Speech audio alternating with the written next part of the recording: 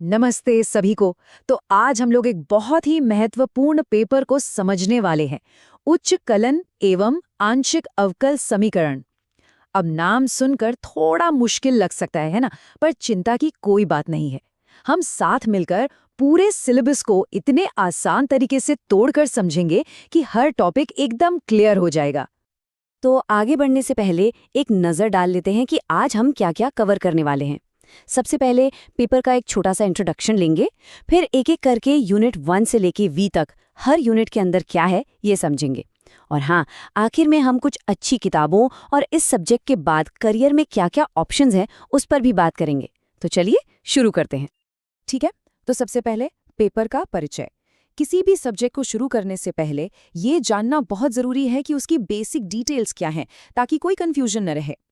तो देखिए, ये जो पेपर है ये बीए और बीएससी सेकेंड ईयर के स्टूडेंट्स के लिए है। सब्जेक्ट है अपना मैथमेटिक्स। इसका कोर्स कोड है S2-Math2T। और हाँ, ये मेजर 2, माइनर या इलेक्टिव तीनों में से किसी भी कैटेगरी में हो सकता है। ये सारी बेसिक जानकारी आपको सिलेबस के पार्ट ए में मिल जाएगी। अच्छा, अब सवाल ये उठता है कि ये पूरा पेपर पढ़ने के बाद हम सीखेंगे क्या? तो देखिए, रियल नंबर्स और सीक्वेंसेस की प्रॉपर्टीज को बहुत अच्छे से समझ जाएंगे, लिमिट्स निकालना सीख लेंगे, मीन वैल्यू और टेलर्स थ्योरम जैसे पावरफुल टूल्स इस्तेमाल करना आ जाएगा।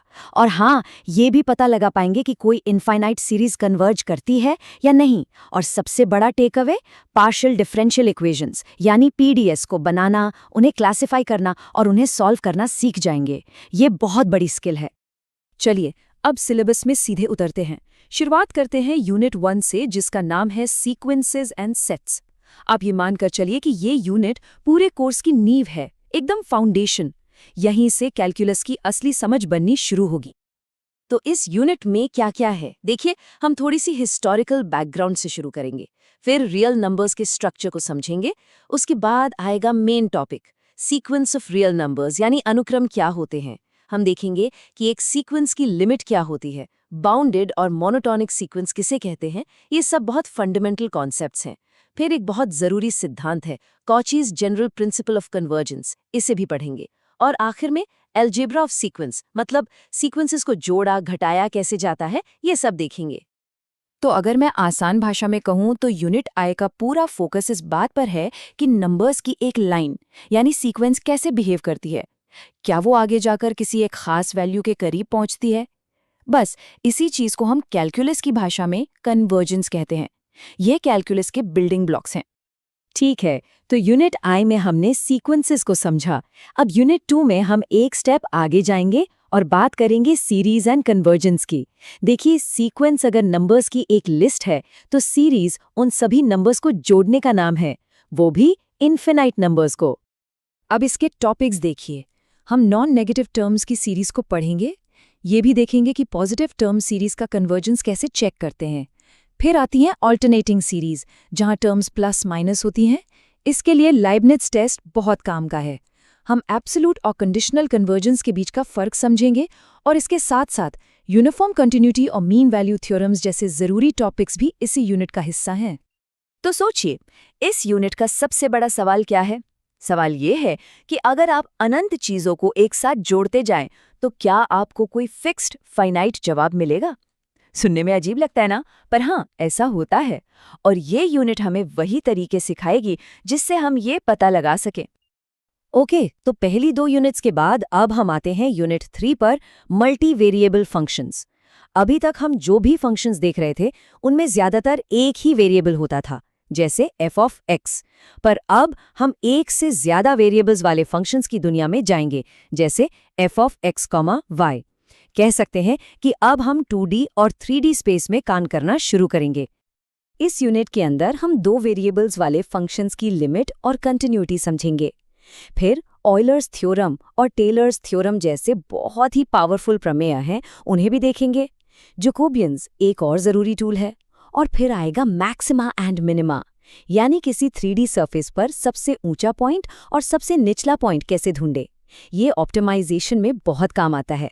और आखिर में हम बीटा और गामा फंक्शंस को भी पढ़ेंगे। तो असल में इस यूनिट में हम अपनी सोच को 3D में लेकर जा रहे हैं। अब कल्पना कीजिए कि हम पहाड़ों और घाटियों से बनी एक जमीन का नक्शा पढ़ रहे हैं और हमें पता लगाना है कि सबसे ऊंची चोटी कहाँ है और सबसे गहरी खाई कहाँ है। यही है मैक्सिमा और मिनिमा। ये कॉन्सेप्ट रियल वर्ल्ड प्रॉब्लम्स को सॉल्व करने के लिए बहुत ही ज़रूरी है। चलिए अब कोर्स के दूसरे हाफ में चलते हैं और ये हिस्सा है पार्शियल डिफरेंशियल इक्वेशंस का, या शॉर्ट में कहें तो पीडीईज। यूनिट 4 इसी की शुरुआत है। ये वो इक्वेशंस हैं जो हमें बताती हैं कि कोई चीज़ समय या जगह के साथ कैसे बदल रही है। तो यूनिट 4 में हम सबसे पहले फर्स्ट ऑर्डर पीडीईज पर फोकस करेंगे। हम लैग्रांजस सॉल्यूशन और चारपिट्स जनरल मेथड जैसे तरीके सीखेंगे जिनसे इन इक्वेशंस को सॉल्व किया जाता है। कुछ स्पेशल टाइप की इक्वेशंस भी देखेंगे। और हाँ, यहाँ से हमें सेकेंड और हायर ऑर्डर पीडीईज के लिए एक अच्छा बेस मिल जाएगा। अब सोचेंगे कि ये पीडीईज इतने ज़रूरी क्यों हैं? ये वो इक्वेशंस हैं जिनसे आप दुनिया की हर बदलती हुई चीज़ को डिस्क्राइब कर सकते हैं। किसी मेटल रॉड में गर्मी कैसे फैलती है, पानी में लहरें कैसे बनती हैं, ये सब कुछ पीडीईज से मॉडल होता है। ये मैथ्स का वो हिस्सा है जो सीधे सीधे फिजिक्स और इंजीनियरिंग से जुड़ता है। तो अब हम पहुंच गए हैं अपने आखिरी सेक्शन पर।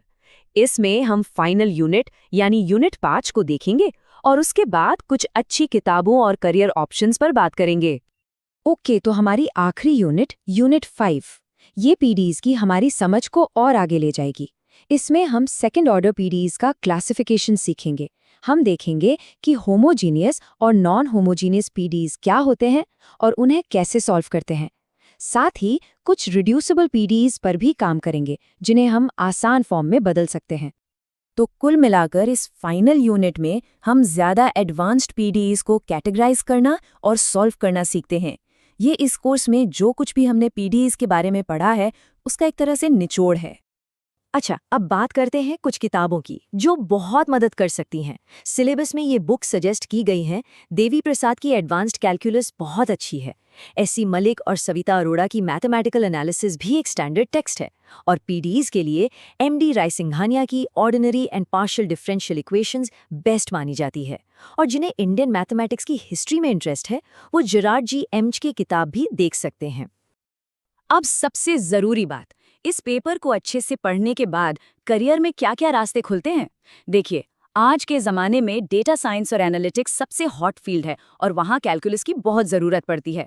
साइंटिफिक रिसर्च में जा सकते हैं, इंजीनियरिंग की तो ये जान है। फाइनेंस और एक्चुअरियल साइंस में भी इसकी बहुत डिमांड है। और हाँ, अगर पढ़ाना पसंद है तो एकेडेमिया और टीचिंग का ऑप्शन तो हमेशा ही है।